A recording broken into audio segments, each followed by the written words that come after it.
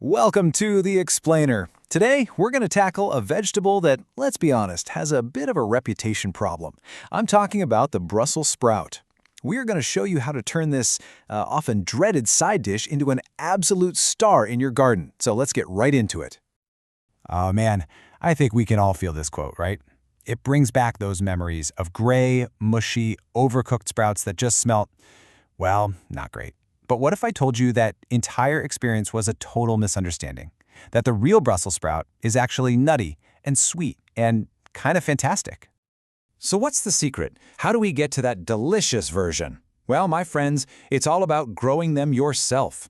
When you can harvest a sprout fresh off the stalk, especially after it's had a little kiss of frost, you unlock a flavor that you just cannot find in a plastic bag at the grocery store.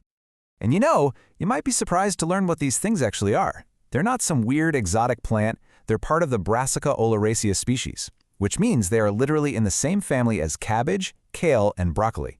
They're all just different expressions of the same wild cabbage plant, which is pretty cool. So in this explainer, we're going to guide you through the whole journey. We'll kick things off with the single most important secret to success, and that is timing. Then we'll get into how to plant and care for them, and finally, the best part, how to harvest and cook them in a way that will make you a total convert. So let's dive into the most critical part of this whole process. Seriously, if you get this next part right, you are most of the way to an amazing harvest. Let's start with the most critical part of the whole process. Seriously, if you get the timing right, you are most of the way to a fantastic harvest. Okay, here's what you absolutely have to know. Brussels sprouts are a cool season crop. They are slow pokes, they take a long time to grow, and they absolutely hate maturing in the heat. Heat makes them bitter. The real magic, the secret sauce, happens when they mature in cool weather. In fact, a light frost is like a magic wand. It signals the plant to convert its starches into sugars, and that's what makes the sprouts incredibly sweet and nutty. So this means your strategy totally depends on your climate.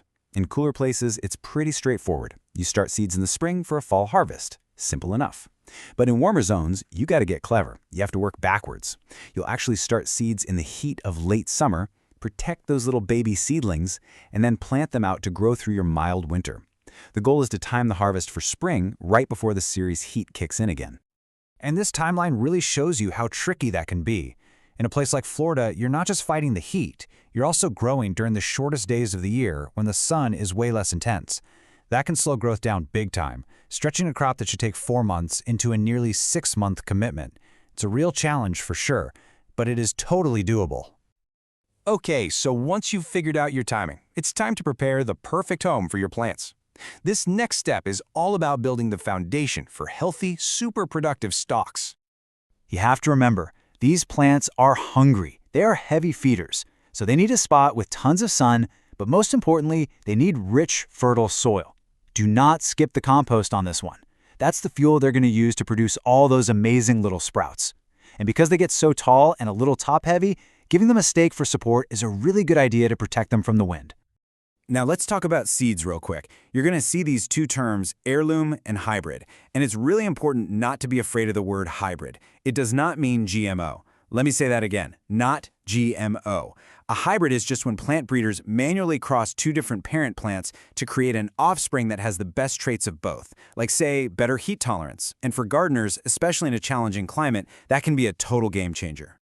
And speaking of advantages, picking the right variety is huge. If you're in a warm zone, a hybrid like Jade Cross is a fantastic choice, specifically because it's bred for better heat tolerance.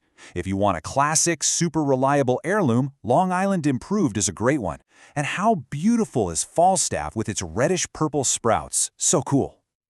All right, your garden is prepped, your plants are in the ground, now comes the nurturing phase. This is where consistent care is going to pay off big time when it comes to harvest day. Consistency is really the name of the game here. Regular water helps the sprouts develop properly without any issues. A little boost of nitrogen fertilizer when they're about a foot tall encourages all that big leafy growth that you want to see. And mulching? Yeah, that's non-negotiable. It keeps the soil cool and moist, which is exactly the kind of spa treatment these plants crave.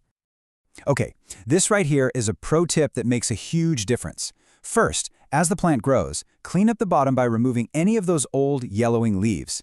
Then, and this is the key, about a month before you plan to harvest, chop off the very top of the plant. This sends a signal to the plant that says, hey, stop growing up and start plumping up those sprouts. And don't throw that top away. Roast it just like kale. It's an amazing little bonus delicacy. Now, the good news is you can handle most pests without reaching for harsh chemicals. Your number one enemy is probably going to be the cabbage worm, and honestly, the absolute best defense is just a physical barrier, like a floating row cover, to prevent that little white moth from ever laying its eggs. For something like aphids, often all you need is a really strong blast of water from the hose.